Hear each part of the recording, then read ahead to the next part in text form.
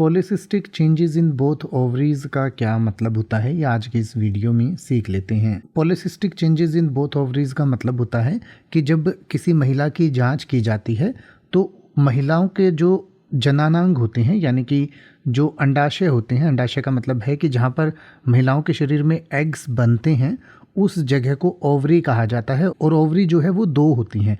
तो दोनों ओवरी में जब किसी तरीके की सिस्ट बन जाती है, यानी कि गांठ बन जाती है या किसी तरीके का फ्लूइड भर जाता है, तो उसको पीसीओएस कहा जाता है। यानी कि polycystic changes in both ovaries refers to a medical condition known as polycystic ovary syndrome. यानी कि पीसीओएस का मतलब होता है पॉलिसिस्टिक ओवरी सिंड्रोम।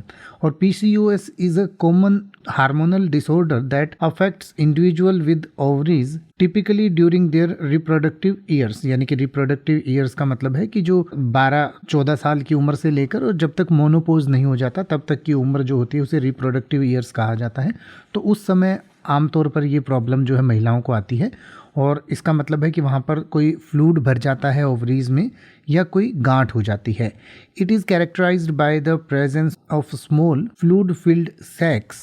सैक्स का मतलब होता है कोई किसी चीज़ का, जैसे बोरा होता है या गांठ होती है जिसमें कुछ भरा हुआ हो, उसको सैक्स कहते हैं। And cysts on the ovaries along the various hormonal imbalances.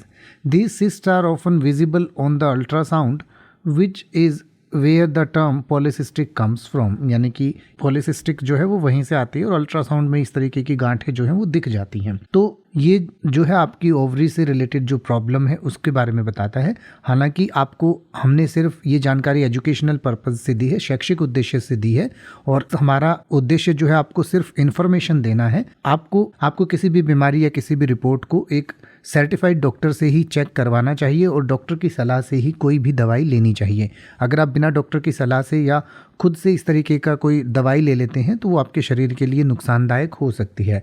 तो इसलिए कोई भी जो सलाह है वो किसी सर्टिफाइड मेडिकल प्रैक्टिशनर से ही लें। हमने ये जानकारी आपको एजुकेशनल और इन्फॉर्मेशनल पर्पज से दी है। हम आपको किसी भी प्रकार की कोई मेडिकल सलाह नहीं दे रहे हैं। अब आप ऐसे ही किसी भी वर्ड का मतलब हिंदी और इंग्लिश में YouTube पर सर्च कर सकते हैं। आपको मेरी वीडियो मिल जाएगी जिसमें आप बिना किसी फालतू बकवास के सीधा उस वर्ड का मतलब समझ पाएंगे। तो ऐसी ही वीडियोस को देखते रहने के लिए चैनल को सब्सक्राइब करें और बेल आइकन को प्रेस करें।